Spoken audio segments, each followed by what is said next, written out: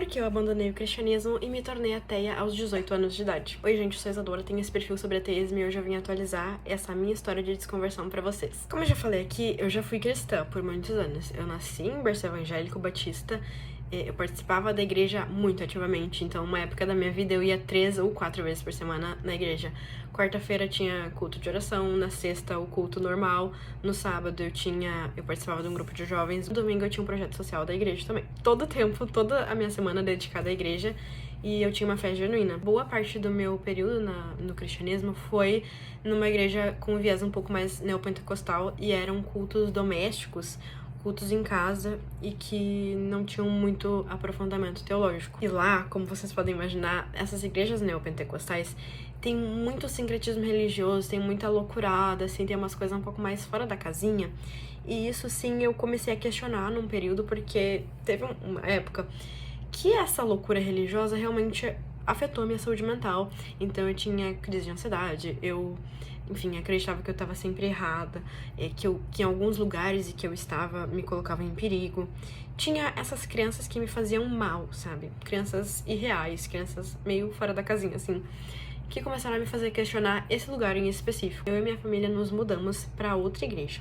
E nessa igreja, eu comecei a ter um aprofundamento teológico maior. Eu já buscava antes, mas lá tinham cultos mais expositivos em que era pregado a palavra, que era falado sobre questões mais basilares do cristianismo e questões teológicas. Tinha mais palavra e menos emocionalismo, menos doutrina religiosa louca e sem fundamento. E lá foi o pega pra capar, porque daí eu falei, bom, vamos ver que palhaçada é essa aqui que eu tô seguindo, né? Porque eu já tava muito mais madura, adulta, né, com 17, 18 anos, que na nossa época de adolescência, eu acho que a gente começa a romper um pouco com aquilo que nossos pais disseram que era certo, enfim, os caminhos que nossos pais falaram pra gente trilhar o nosso próprio caminho e ter a nossa própria visão de mundo. Eu estava estudando muito sobre o movimento de mulheres, principalmente do direito das mulheres.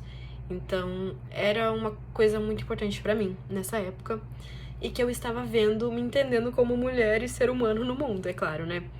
Entendendo questões patriarcais, questões culturais, políticas, estava estudando sobre essas coisas. Minha vida está sendo mais difícil porque eu sou mulher, porque eu nasci nesse corpo feminino. Por que isso aconteceu? De onde isso veio? Eu percebi, é claro, o machismo inerente à religião cristã. O pecado surgiu no mundo por conta das mulheres e que as mulheres têm essa posição de submissão.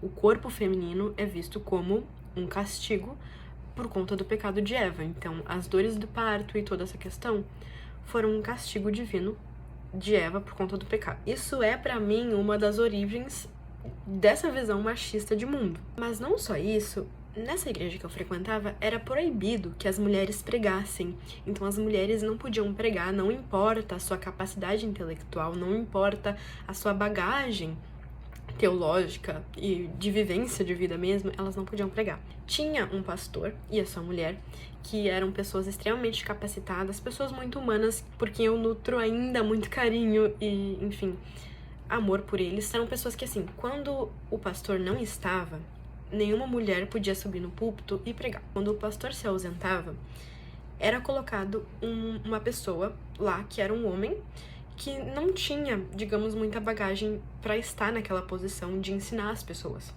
Ao passo que existia uma mulher que era bem mais velha do que o pastor até, que tinha uma capacidade absurda de pregar, que tinha uma bagagem, uma vivência muito grande dentro da religião e que tinha com certeza muito a agregar para as pessoas, mas ela não podia ocupar aquele lugar porque ela era uma mulher. E a pessoa que era colocada nessa posição de pregar quando o pastor não estava, assim, era uma pessoa que conseguia pregar, trazer pregação, mas ele não tinha essa capacidade, tanto quanto essa mulher poderia ter.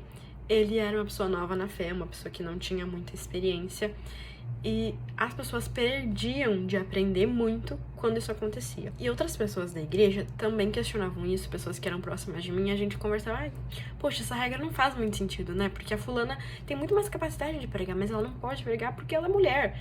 E não faz sentido isso. De vez em quando eu tava no culto, ouvindo o que o pastor tava falando, e eu pensava, cara, é verdade isso? Tipo assim, sabe? Isso é real? Não tem como todas as religiões estarem certas. Por que eu acho? Por que eu tenho tanta certeza que essa religião é a certa? porque eu nasci aqui, eu fui doutrinada a acreditar nela, porque a minha família inteira acredita nessa religião. O que me faz realmente acreditar é saber quais são as evidências que me provam que ela é a religião verdadeira. Porque pra mim não existe nada que coloque o cristianismo num patamar mais elevado de credibilidade do que qualquer uma das outras religiões do mundo. Então eu comecei a pensar, isso daqui não é verdade. Isso daqui é verdadeiro? Ou é o que eu fui condicionada a acreditar? Mas a ruptura principal foi durante o período eleitoral de 2018, em que eu já estava percebendo que a minha visão de mundo feminista, progressista, anticonservadora, enfim, muito mais essa visão do papel da mulher, né, do papel de gênero, que pra mim não existia, não deveria existir, que a mulher deveria, enfim, ter outra posição social, isso era incompatível com o cristianismo. Eu não tinha como continuar com essa minha visão de mundo de que a mulher é um ser humano igual ao homem, e ao mesmo tempo ser cristã. Não só por essa interpretação teológica de que a mulher não podia pregar, mas enfim, por toda a história do cristianismo, enfim, que a mulher é colocada assim, como inferior. Ai, não é, Isadora, é só papel é inferior. É não, porque a mulher não pode pregar, a mulher é enfim, a mulher é inferior no cristianismo, sim, e não adianta vocês quererem passar pênio. Ai, que ódio. Enfim, é uma coisa ou outra. É coisa pesada. Eu me entendi como uma pessoa bissexual em 2017. E aí também foi outra coisa, né, que rompeu, que eu falei assim, de repente tá meio errado esse negócio aqui de falar que o povo vai queimar no inferno, coisa e tal, né? Eu sou uma pessoa LGBT.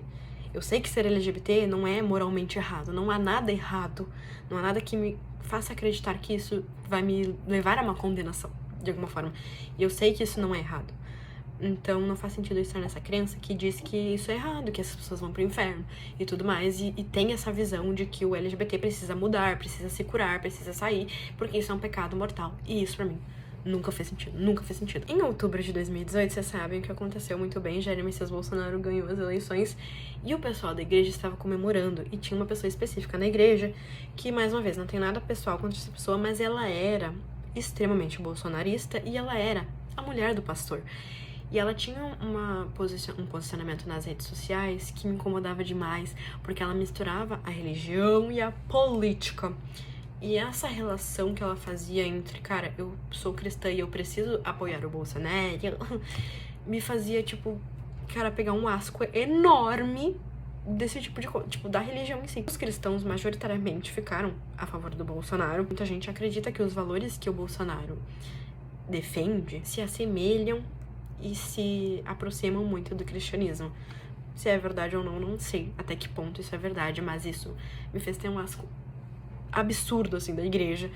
E de, tipo, eu falar, velho, eu vou virar as costas, eu não vou voltar nunca mais essa porra. Além de, politicamente, ser incompatível com a minha visão de mundo, eu tive a convicção de que aquilo não era verdadeiro.